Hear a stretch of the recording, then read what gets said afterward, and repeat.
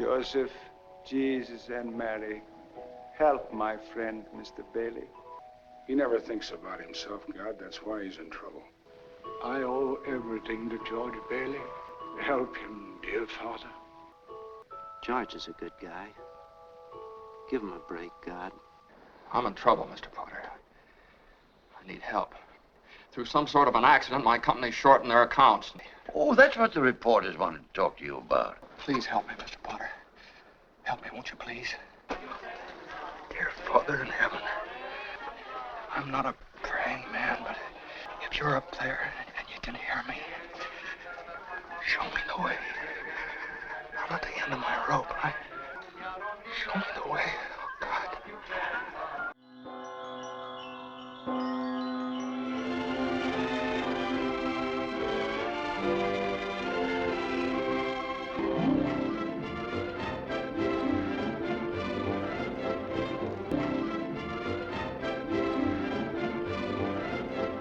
In February 1938, American writer Philip Van Doren Stern's book The Greatest Gift was published.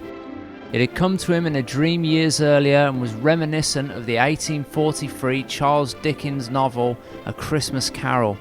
He began it in 1939 and finished it in 1943, but was unable to find a publisher for it.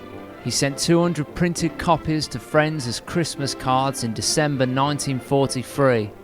The story was published as a book in December 1944 to great success. In April of that same year, RKO purchased the motion picture rights for $10,000. A year later, RKO sold the story rights to Frank Capra's production company, Liberty Films. Liberty Films had purchased the rights for the same $10,000 RKO had previously paid.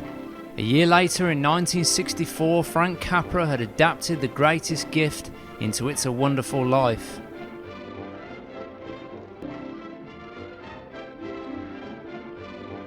George Bailey spends his entire life giving up his big dreams for the good of Bedford Falls, as we see in flashbacks. He watches his friends and family become success stories while reluctantly running his father's building and loan business. As he ages, he sees his youth dreams and opportunities pass him by. On Christmas Eve, George's uncle Billy loses the business's $8,000 while intending to deposit it into the bank. Knowing George is soon to end his life, his guardian angel, Clarence Oddbody, falls to earth and shows him how his town, family and friends would have turned out if he had never been born.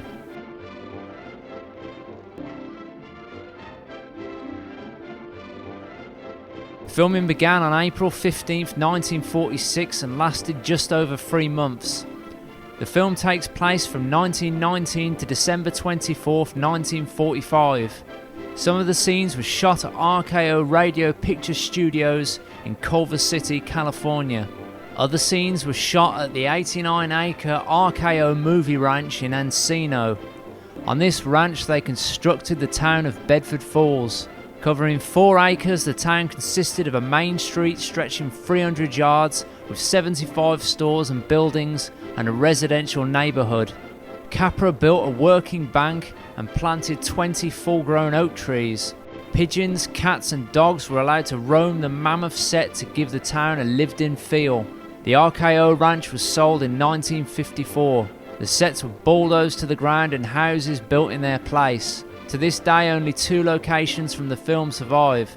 The first, the swimming pool that was unveiled during the high school dance sequence, which is located in the gymnasium at Beverly Hills High School and is still in use of 2013.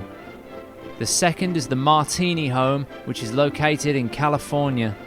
The fake snow was made from a mixture of water, soap flakes, foamite and sugar.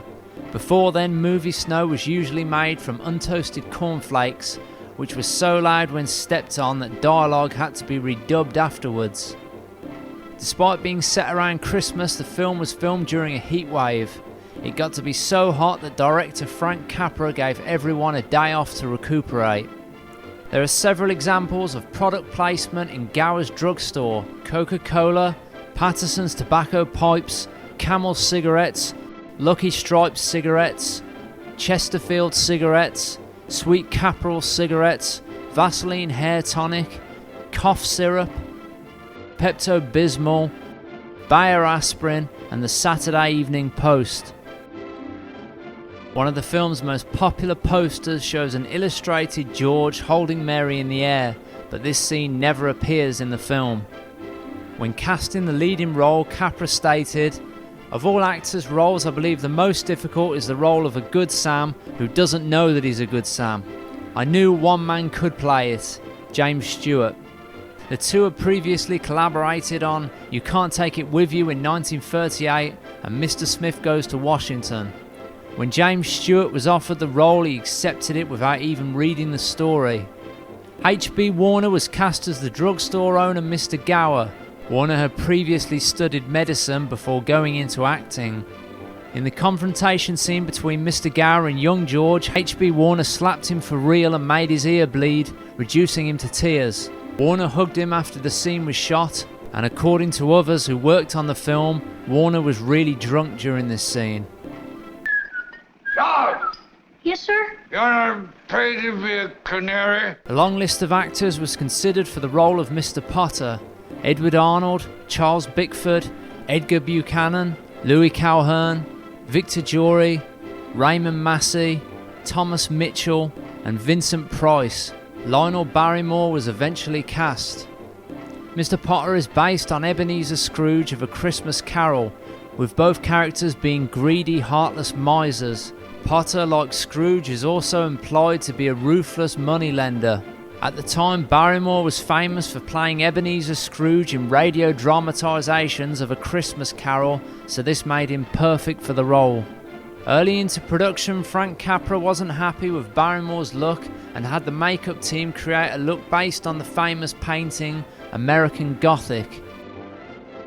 The early scene where a young George saved his brother Harry from drowning was different in an early draft of the script.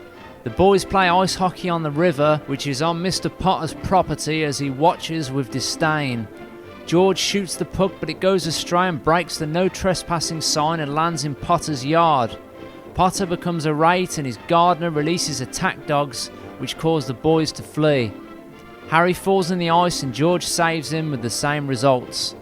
In another draft, after a young George unsuccessfully attempts to consult his father about Mr. Gower and the pills, George considers asking Uncle Billy, but he is on the phone with the bank examiner. Billy lights his cigar and throws his match into the wastebasket.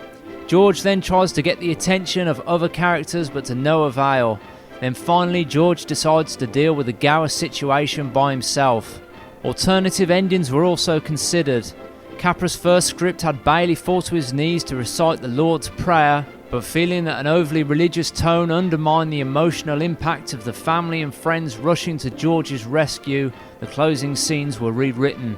The film opens to the sound of bells ringing and can be heard and seen throughout the film. In cash registers, doorbells, telephones ringing, as Christmas decorations, a bell is seen on Mr. Potter's desk, and the bells of St. Mary is playing at the local cinema. The central message behind the film is that no man is a failure who has friends, along with the powerful impact of selflessness. George Bailey struggles against Mr. Potter and indeed the evils of ordinary life. The film serves as a reflection of the horror and tragedy of reality. George Bailey is an empath, somebody who feels more empathy than the average person and will put others before the well-being of himself. Mr. Potter is a psychopath who feels or is unable to feel any empathy. George risks his own life to save his brother's life when he falls into ice water. George stays to run the building alone for the good of his town, but not for himself. When George's uncle loses the bank's money, George takes responsibility for his actions. Folks, I've just misplaced $8,000. I can't find it anywhere. You misplaced $8,000. Yes, sir. For all of George's good deeds, he suffers repercussions. In saving his brother's life, it costs him to go deaf in one ear. In running the building alone, George sacrifices his own dreams and ambitions. And in taking responsibility for his uncle's carelessness, George faces imprisonment. These consequences are not lost on George's character. We see throughout the film George becomes more disgruntled until he finally breaks down. Then we see the relationship between George and Mary. Singing off key in the streets, wearing nothing but stolen oversized clothes from Lost and Found, throwing rocks at an abandoned house, this is where George and Mary's love begins to flower. George and Mary's fun on the streets of Bedford Falls is cut drastically short as George's family calls him home after his father has suffered a stroke. True to the highs and lows of real life. Now a popular trope of cinema, over half of It's a Wonderful Life is told in flashback. A fairly uncommon tactic only used by the boldest directors of the time. Using these techniques, a 2-hour runtime feels like a man's entire life story. In the final scene, George returns home joyfully and triumphantly. He hasn't had his problems magically fixed by Clarence, he has merely been returned to his own reality. For a film that deals in fantasy and divine, George only needed an objective view to change his perspective. George has been shown the worth of his life by seeing the goodness that his generosity and integrity has brought to his community. By helping others in need, those whom he has served have come to help him in his time of need. In the conclusion, George is literally paid back for his good deeds, while the villainous Mr. Potter gets away with robbery without being caught or punished in any way.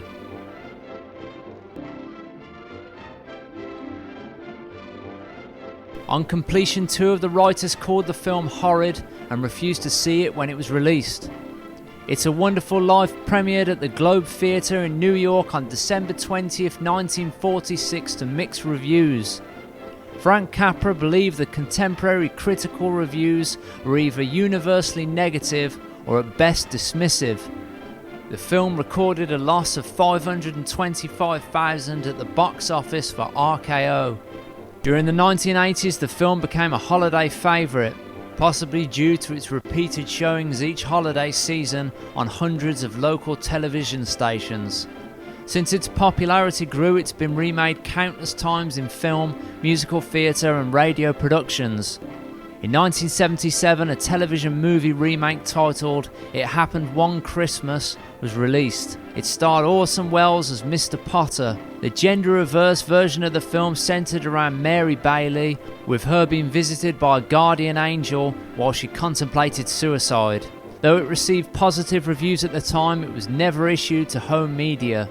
Several other made-for-TV remakes have since been released, including Merry Christmas George Bailey in 1997, It's a Very Muppet Christmas Movie in 2002, and The Christmas Spirit in 2013. In 2015, a sequel entitled It's a Wonderful Life, the rest of the story was in development. The story would follow the angel of George Bailey's daughter Zuzu as she teaches Bailey's evil grandson how different the world would have been if he had never been born. Later, a Paramount spokesman claimed they were not granted permission to make the film. No further development plans have since arisen.